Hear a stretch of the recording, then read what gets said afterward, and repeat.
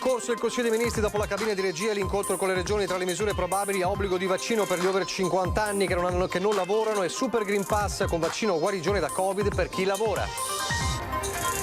È un operaio 25enne di Vedelago, padre di 2 figli piccoli, la prima vittima del lavoro in Veneto nel 2022. La tragedia a Tezze sul Brenta, fatale la caduta da una scala per Andrea Soligo, avrebbe compiuto gli anni fra qualche giorno. Bloccata dai carabinieri una pericolosa banda di albanesi, autori anche di un pestaggio, determinati, meticolosi e molto attenti. Hanno messo a segno 40 furti in 4 mesi tra il padovano, il veneziano e il trevigiano. È morto stroncato da un malore mentre doveva raggiungere la compagna e il figlio in montagna, il noto ottico trevigiano Pier Giuseppe De Carlo, il cordoglio della città. Saranno celebrati sabato alle 11 nella chiesa di Fontane di Villorbe i funerali della 18enne Carlotta De Rossi. Chi vuole ricordarla compie un gesto d'amore e carità cristiana verso un familiare, dicono i genitori. 20 anni dopo, Casugana tira fuori dal cassetto il progetto del parcheggio sotterraneo di Piazza Vittoria. Rimane a raso l'ex pattinodromo. In barba al divieto di accendere pane e vin durante questa epifania, qualcuno ha scelto di disobbedire a Fontanelle dando fuoco al falò. Sul posto sono intervenuti i vigili del fuoco, furioso il sindaco. A Conegliano l'ultimo saluto al professor Umberto Prestia, primo allenatore di Alex Del Piero. Il campione non era presente fisicamente, ma lo era, dicono gli ex compagni, con il cuore.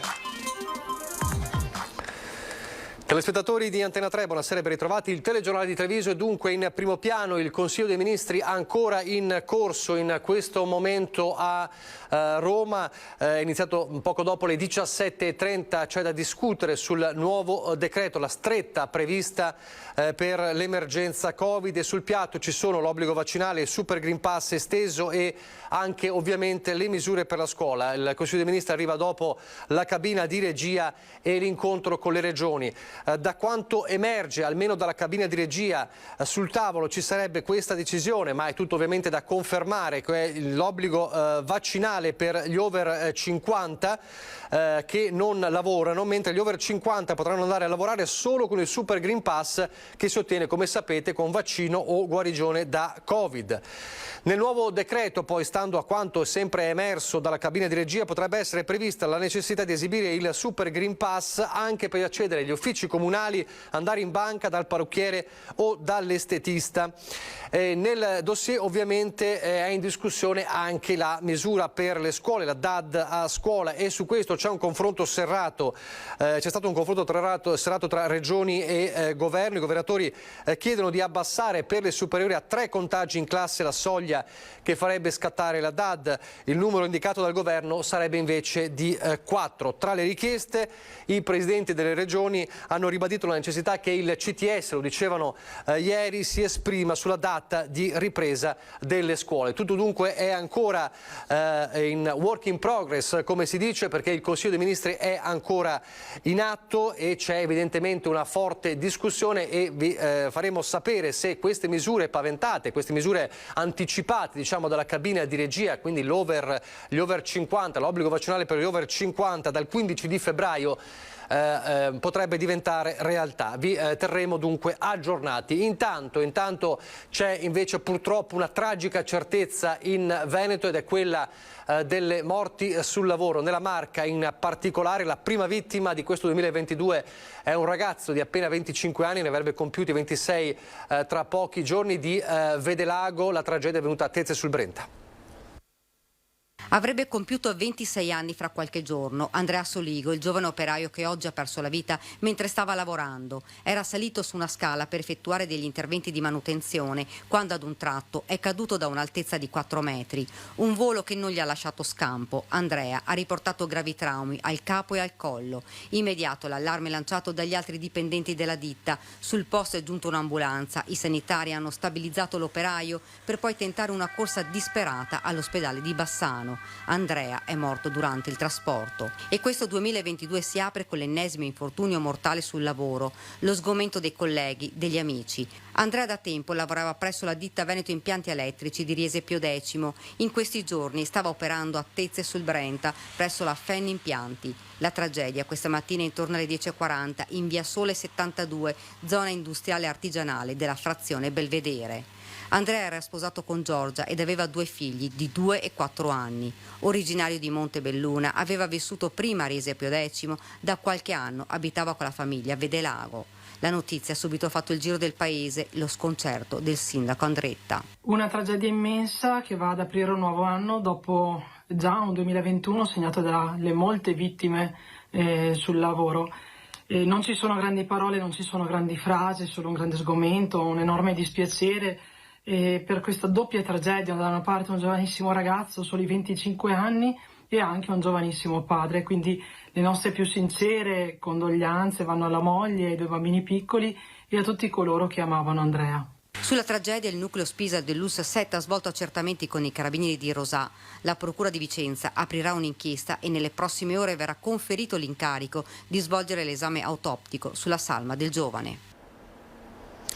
E ancora la cronaca, ben 40 colpi in 4 mesi, predoni violenti, quelli sgominati dai carabinieri a Piove di Sacco, e nel mirino di questi predoni c'era anche la Marca Trevigiana.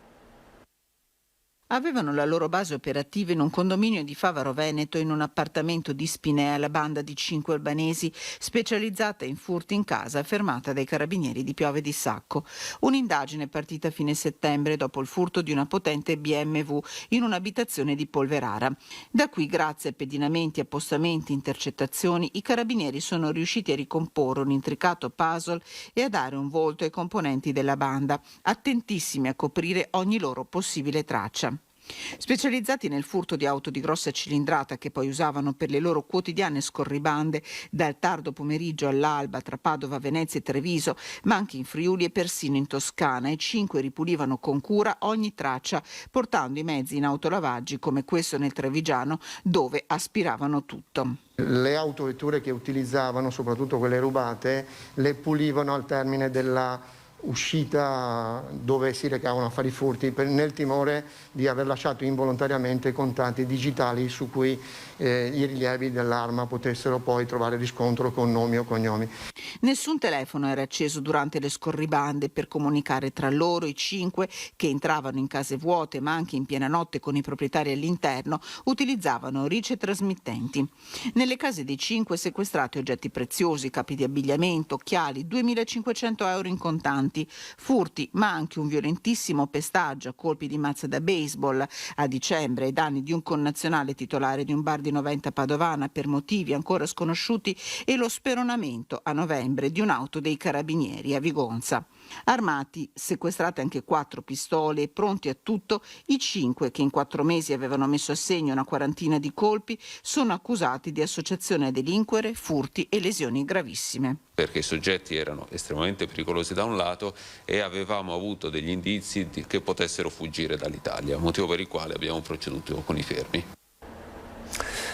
Ancora la cronaca, la compagna e il figlio lo stavano aspettando in montagna, purtroppo lui era senza vita in casa, stroncato da un malore. Cordoglio a Treviso per la morte del noto ottico Pier Giuseppe De Carlo. Aveva chiuso il negozio per le festività natalizie, la storica ottica di Via Manina a Treviso, ed era pronto a raggiungere la compagna in montagna, sua grandissima passione, ma un improvviso malore lo ha stroncato. Scompare all'età di 66 anni il noto ottico trevigiano Pier Giuseppe De Carlo. Lascia il figlio Lorenzo di 10 anni e la compagna Natalia, i quali attendevano li raggiungesse in montagna, e invece è stato trovato senza vita in casa dalla sorella. I funerali sono previsti per sabato alle ore 10:30 alla chiesa votiva di Treviso. Un uomo buonissimo, disponibile, sempre presente, sempre sorridente, sempre pronto a tutto e a tutti. L'ottica De Carlo è presente in città dal 1947 e continua ad essere protagonista della storia del commercio trevigiano.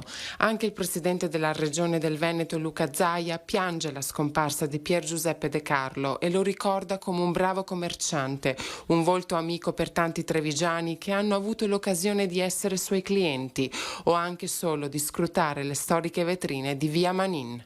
Pier Giuseppe, mi manchi già tantissimo, non dovevi e basta.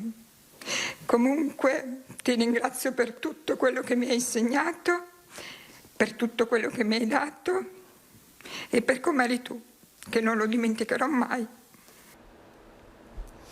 Sabato dunque l'addio a De Carlo e sempre sabato un altro addio triste e lancinante, quello a Carlotta De Rossi, la 18enne morta nel tragico incidente a Fontane di Villorba la notte di Santo Stefano. I funerali saranno celebrati sabato alle 11 nella chiesa parrocchiale di Fontane.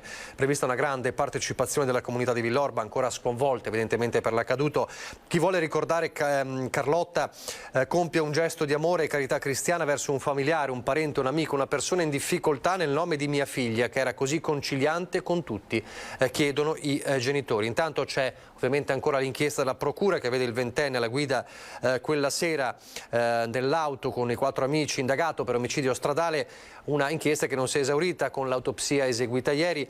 Martedì mattina verrà conferito l'incarico per eseguire una perizia dinamica e ricostruire con esattezza appunto quanto accaduto quella sera, la sera del tragico sinistro, se sia stata l'eccessiva velocità, una distrazione o altro a causare la tragica fuoriuscita di strada della vettura. Torniamo a parlare di Covid. Ricordo che è ancora in corso il Consiglio dei Ministri con le misure del decreto, la stretta prevista dal governo e che potrebbe portare all'obbligo vaccinale per gli over 50, ma anche l'estensione del Super Green Pass e dell'utilizzo del Super Green Pass in alcuni ambiti lavorativi, anche per accedere a alcuni ambiti lavorativi come ad esempio le banche, i parrucchieri ed estetisti, e poi ovviamente il nodo della scuola da portare avanti. Ma parliamo dei Novax in questo caso, perché ha fatto il giro di social e web il video dell'imprenditore Fabio Padovan, positivo al Covid, che racconta di stare curandosi a casa, tra l'altro anche con l'ivermectina.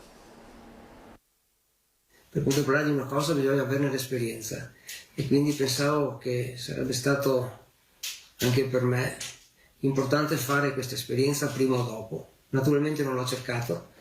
È arrivato perché abbiamo avuto contagi in tutta la mia famiglia. Positivo al Covid dal 28 dicembre Fabio Padovan, imprenditore di Santa Lucia di Piave e presidente del comitato Riccardo Szumski, inizia così un lungo video su Telegram in cui racconta i giorni non facili della malattia, gestita, malgrado la febbre alta, sempre in casa. A seguirlo il sindaco medico paladino delle cure domiciliari, ma anche un altro professionista di cui non fa il nome, che gli ha suggerito di assumere l'ormai famosa ivermectina. Qui ho le ricette che mi ha ordinato Riccardo.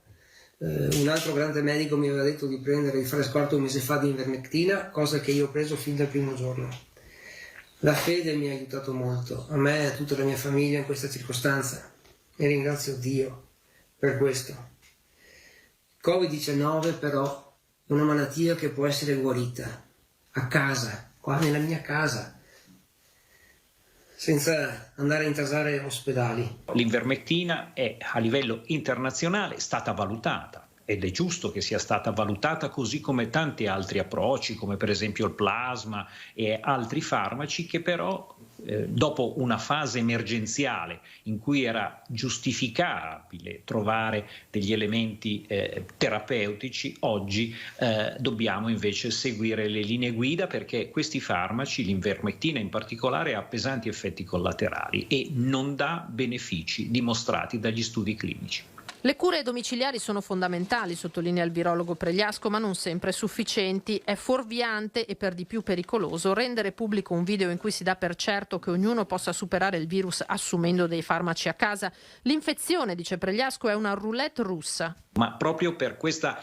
peculiarità della malattia, che ha un ampio spettro di patologia e di intensità dei sintomi, e l'ivermectina potrebbe non fargli niente e guarire comunque. Questo è l'elemento però sbagliato che va assolutamente stigmatizzato. Adesso torniamo a parlare della delibera della Regione presentata ieri dall'assessore Manuela Lanzarin per cercare di in qualche modo portare avanti, di tamponare, chiamiamo così, il disagio, l'emergenza della carenza dei medici di base sul territorio, in tutto il territorio del Veneto e anche nella Marca Trevigiana. Una misura che però, secondo il sindacato regionale dei medici di famiglia, è ancora insufficiente. Il titolo stesso della delibera determina nella eccezionalità e temporaneità del provvedimento la situazione, ma questo è un provvedimento tampone che non risolve i gravissimi problemi della medicina generale e della popolazione in generale del Veneto. Il sindacato dei medici di medicina generale di Venezia non digerisce la proposta della Giunta regionale del Veneto, varata su proposta dell'assessore alla sanità Manuela Lanzarin, in materia di assistenza primaria e di continuità assistenziale. Disposizioni temporanee ed eccezionali in tempi di Covid, coperte con 52 milioni di euro per sopperire all'attuale carenza di medici nel territorio regionale, portando su base volontaria l'aumento da 1.500 a 1.800 assistiti per ogni medico di medicina generale in attività e fornendo loro un'indennità annua per avere il collaboratore di studio con 2 euro per assistito in carico. Misure tampone insufficiente per Scassola. Nei prossimi 10 anni entreremo in area rossa per mancanza di medici. Questi aiuti sono un sistema tampone che va a rincorrere le continue falle del sistema regionale e nazionale, e questo è preoccupante. Noi non possiamo più rincorrere le vicende, noi dobbiamo progettare un nuovo futuro da subito, perché abbiamo già i modelli, abbiamo già discusso con la Regione da tempo, i modelli ci sono, è una decisione politica che va fatta e bisogna avere il coraggio di prendere queste decisioni. L'obiettivo per incrementare il numero dei medici di base è evidente per il sindacato. Rendere più appetibile la professione del medico di medicina generale. Oggi non è più appetibile, lo vedete tutti nell'accesso agli ambulatori, i medici sono oberati di lavoro, fanno fatica a programmare anche la normale routine clinica, sono così compressi dai tamponi, dalle procedure di contumacia. Abbiamo bisogno di liberare i medici da questo e di tornare alla clinica. Un grosso falò è stato acceso questa mattina all'alba a Fontanelle, nella zona Soler di Fontanelle, in barba al divieto di accendere il panevin durante questa Epifania. La decisione era stata appunto dell'amministrazione. Alcuni cittadini hanno invece scelto di disobbedire. Le fiamme sono state viste da un residente che abita poco lontano e che ha allertato il sindaco e i vigili del fuoco. I pompieri hanno spento il falò. Grazie alle foto e immagini pubblicate sui social, ha spiegato il sindaco Ezio Dan, gli autori saranno identificati, i responsabili saranno multati, ha fatto sapere il primo cittadino. Sulla vicenda sono stati avvertiti anche i carabinieri. Torniamo a Treviso, il capoluogo della Marca, e un progetto che dopo 20 anni viene tirato fuori dal cassetto da Cassugana, dalla giunta di Mario Conte. Il progetto del parcheggio sotterraneo di Piazza Vittoria. Rimane invece a raso l'ex patinodromo. L'obiettivo, dice il sindaco Mario Conte, è creare più posti auto e svuotare le piazze. Vediamo. 20 anni dopo, Cassugana ritira fuori dal cassetto il progetto del parcheggio sotterraneo in Piazza Vittoria, tanto discusso e infine accantonato. Il sindaco Mario Conte conferma di aver riavviato un dialogo con lo stesso partner privato di allora, Parcheggi Italia, perché ricavare 430 posti auto sotto la piazza darebbe il là alla trasformazione a cui punta l'amministrazione. L'obiettivo di questa amministrazione è triplice, è quello di creare maggiori posti auto per i residenti e soprattutto cominciare finalmente un vero processo di pedonalizzazione e quindi liberare alcune piazze e alcune vie dalle macchine. E la soluzione del parcheggio interrato è l'unica soluzione che ci consente di ottenere questi risultati. Ovviamente 20 anni dopo sono cambiate le tecnologie, sono cambiate le caratteristiche anche costruttive, ma non sono cambiate le esigenze della città. Si rimette dunque mano complessivamente al piano parcheggi che Conte definisce pieno di criticità. Che tra l'altro vedeva protagonista il patinodromo con un contratto firmato dalla precedente amministrazione che metteva anche a rischio la tenuta delle mura. Ecco, noi abbiamo voluto proteggere le mura, ma soprattutto dar risposte da un punto di vista dei servizi. Ex patinodromo e Cantarane rimarrebbero di fatto come sono ora, un quadro di fronte al quale le opposizioni sono fortemente critiche, in particolare rispetto al Park Vittoria. Un progetto vecchio di 20 anni che non risolverà il problema dei parcheggi a Treviso. Servono parcheggi scambiatori per realizzare una vera pedonalizzazione. Portare le auto in centro, oltre che controproducente, è sbagliato. È un progetto vecchio, pensato 20 anni fa con esigenze diverse. E intanto proprio in centro città a Treviso sono iniziati oggi ufficialmente i saldi. Qualcosa ho già adocchiato e sicuramente ci farò un pensierino serio. Cosa comprerà? Ha già deciso? Allora, un paio di pigiami li ho già presi e un bel paio di scarpe. Partiti i saldi invernali che andranno avanti fino al 28 febbraio, una partenza un po' a rilento, complice anche il maltempo che però non ferma i trevigiani, che comunque hanno deciso di farsi un giro fra negozi per vedere quale percentuale di sconto viene applicata. Stiamo dando un'occhiata al momento, non abbiamo ancora comprato niente e ci stiamo facendo l'occhio, come si suol dire. Io ho preso tante cose prima di Natale e adesso voglio stare un po' ferma, sinceramente, guardo, vedremo cosa mi cattura. Che cosa ha preso prima di Natale? Anche abbigliamento, sinceramente, ho preso i regali, naturalmente, sempre nei oggetti di abbigliamento e... sì, altri oggettini di casa, insomma. Da donna abbigliamento, sempre, sì, scarpe, pantaloni, giacche. Sì. Ma c'è chi non è molto convinto dei saldi. Sono saldi, ma entra dentro, non tutti gli articoli sono in saldo. Qualcosa che mi può servire lo comprerò, ma non penso che farò grossi acquisti, ecco. Se molti settori hanno risentito della crisi economica dovuta al coronavirus, i negozi di vicinanza inoltre continuano a subire la competitività dell'online e dell'e-commerce. Di solito normalmente andate nel negozio fisico o ogni tanto comprate anche online? Quasi sempre fisico. Preferisco vedere le cose dal vero. Io fisici prevalentemente. Mi trovo meglio, non lo so, voglio vedere la roba, me la misuro, non lo so, sono anziana, non lo so. È qualcosa del genere. E lei? Anch'io preferisco sempre il negozio. Torniamo a parlare del Consiglio dei Ministri che è in corso in questo momento per varare il nuovo decreto legge. Vi leggiamo qualche passaggio dell'ANSA che ha potuto visionare la bozza che è in discussione, è stata in discussione in cabina di regia ed è in discussione anche in questo momento in Consiglio dei Ministri. Per tutelare la salute pubblica e mantenere adeguate condizioni di sicurezza nell'erogazione delle prestazioni di cura e assistenza, l'obbligo vaccinale anti-Covid, si legge nella bozza che l'ANSA ha potuto visionare. L'obbligo vaccinale si applica a tutti i residenti in Italia, anche ai cittadini europei e stranieri che abbiano compiuto il 50° anno di età. Ecco l'obbligo agli over 50. L'obbligo vale fino al 15 di giugno, ma la data sarebbe in discussione in questo momento in Consiglio dei Ministri. Sono esentati i casi di accertato pericolo per la salute in relazione a specifiche condizioni cliniche documentate, attestate dal medico di medicina generale o dal medico vaccinatore.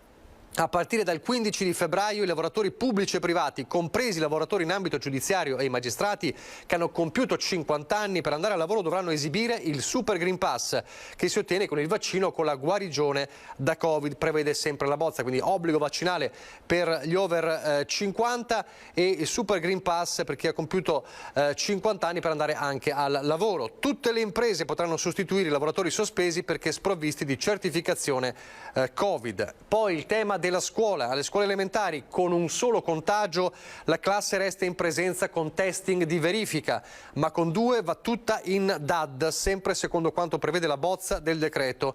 Alle scuole superiori e alle medie la DAD scatterebbe solo al 4º caso in classe, mentre con 3 casi solo i vaccinati resterebbero in presenza e comunque monitorati, mentre ci sarebbe la DAD per i non vaccinati. Quindi questo è un altro tema che tornerebbe, ma solo per superiori e medie.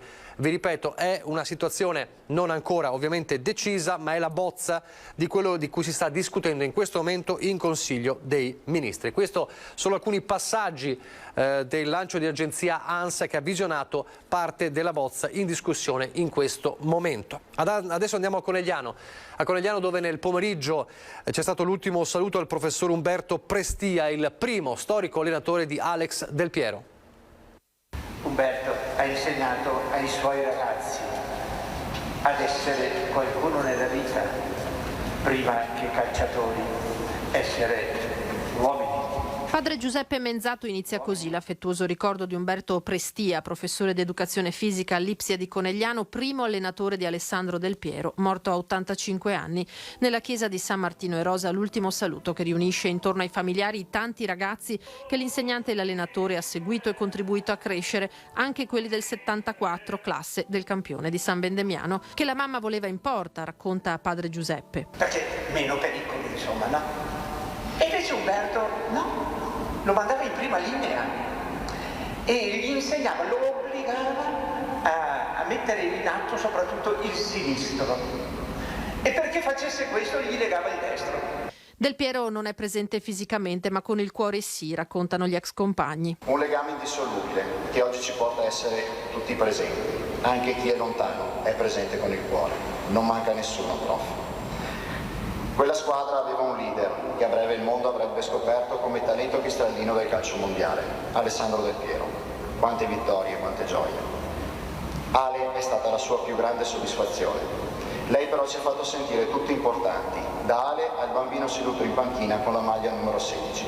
Infine la poesia della figlia che ha accompagnato la conclusione della cerimonia. Ad ogni inverno segue la stagione bella. Tu mi hai insegnato la strada e io seguirò quella. Ciao papà.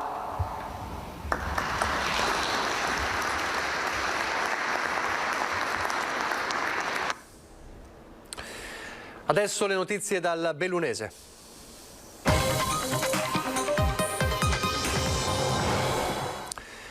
È tutta per Perarolo di Cadore, la frazione di Caralte. In queste ore piange la prematura scomparsa di Davide Bianchi, il giovane di 33 anni morto ieri all'ospedale di Feltre, dove si trovava ricoverato nel reparto di rianimazione. L'abbiamo raccontato proprio ieri in apertura della pagina bellunese. Davide aveva contratto il Covid e nonostante si fosse già sottoposto alle prime 2 dosi di vaccino e fosse in attesa del richiamo, il virus lo ha colpito aggravando le sue già precarie condizioni di salute. Il 33enne è la vittima più giovane del Covid in provincia di Belluno. Nel pomeriggio gli amici sono ritrovati a Cibiana per ricordarlo, un ragazzo sempre sorridente e gentile con tutti, dice il sindaco di Perarolo Pierluigi Svaluto Ferro. Davide lascia la mamma Aurora e il papà Angelo. Adesso invece parliamo delle Olimpiadi invernali Milano-Cortina 2026. È intenzione del Ministero dei Trasporti chiudere al più presto le procedure legate ai lavori per le Olimpiadi. Diversi livelli di intervento, priorità assoluta alla realizzazione degli impianti sportivi. Il punto stamane a Cortina.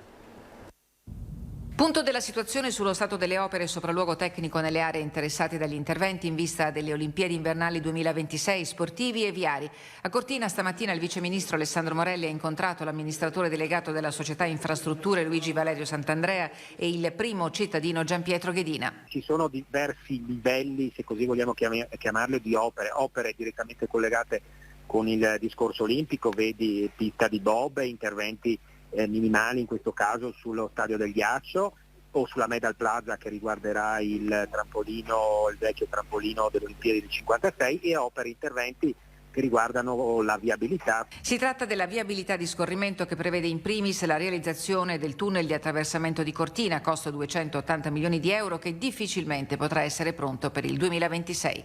La preoccupazione riguarda le tempistiche. Per questo che oggi abbiamo deciso di avere questa riunione tecnica per fare il punto della situazione, sia per quanto riguarda le risorse finanziarie ma anche per le tempistiche di intervento, evidentemente con delle tempistiche diverse. Priorità assoluta alla realizzazione delle opere sportive. La pista di bob, slittino e skeleton dovrà essere pronta per la primavera 2025 per consentire i necessari collaudi. Il viceministro Morelli, che ha la delega ai Giochi olimpici e paralimpici invernali 2026, intende accelerare e confrontarsi con il territorio, con i sindaci e il presidente della provincia di Belluno per recepire non solo le aspirazioni legate ai Giochi ma anche le necessità della vita di valle. A Cortina sono previsti interventi sul Ponte Corona e sul Ponte di Crignes per garantire una viabilità alternativa a quella attuale. Le Olimpiadi, ha ribadito Morelli, sono un'occasione e un'opportunità per tutto il bellunese. Infrastrutture, interventi lungamente attesi da almeno 30-40 anni a Cortina, devo dire, ma anche nella provincia di Belluno, perché parliamo anche della circonvallazione di Longarone, oggi sono realtà con finanziamenti già pronti all'interno del bilancio del governo, con una progettazione che siamo già una progettazione definitiva e che se anche arriveranno probabilmente negli anni successivi, sarà comunque per noi una svolta.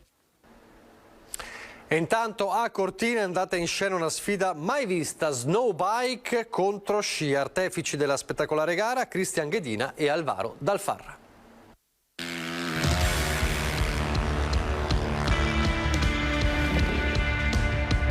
Neve bollente a Cortina d'Ampezzo, entusiasmo alle stelle per i campioni di due specialità completamente diverse tra loro che si sono sfidati sulla pista Olimpia Roncato, Cristian Ghedina sugli sci, Alvaro Dal Farra in sella alla sua snow bike, si sono dati battaglia su un percorso di slalom parallelo in una prova a cronometro e successivamente in un entusiasmante testa a testa.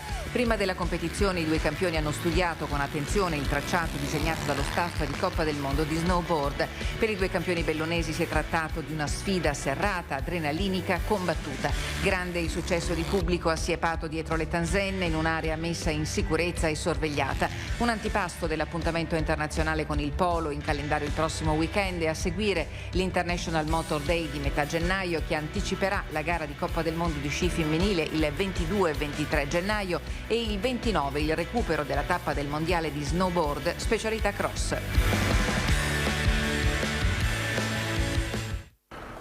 Ancora in corso il Consiglio dei Ministri per varare il nuovo decreto legge, dunque le notizie e tutte quanto verrà accertato, quanto verrà deciso nelle prossime edizioni dei nostri telegiornali. Abbiamo un po' anticipato quelli che sono i passaggi della bozza, tra queste l'obbligo vaccinale per gli over 50, ma c'è anche il tema, il nodo della scuola, tutto da dirimere.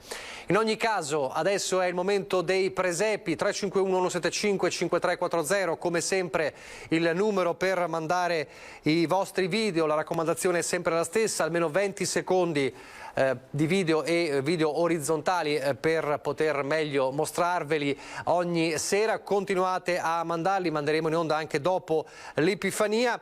Questa sera vediamo, e con questa ci salutiamo, la natività allestita dalla parrocchia di Ogliano a Conegliano. Arrivederci.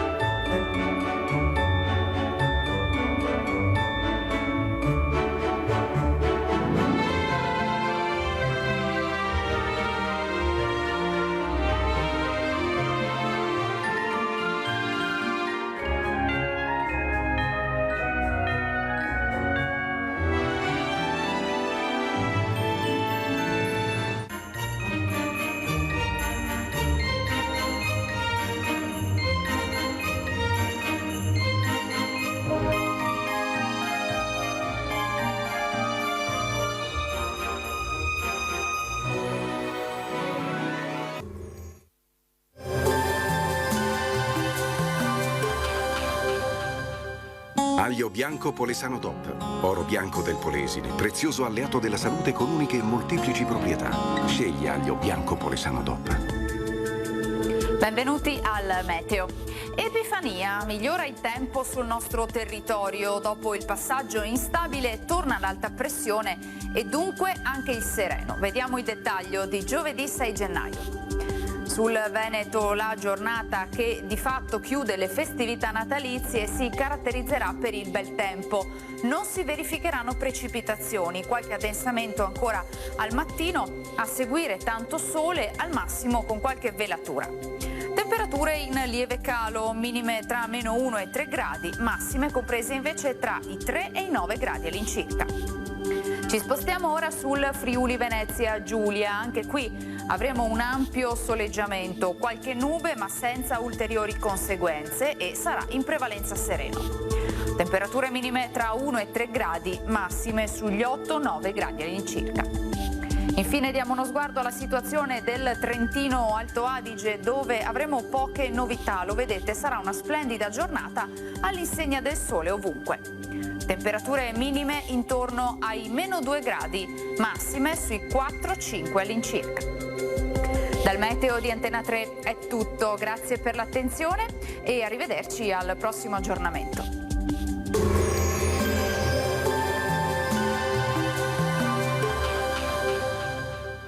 Aglio bianco Polesano DOP, oro bianco del Polesine, prezioso alleato della salute con uniche e molteplici proprietà. Scegli aglio bianco Polesano DOP.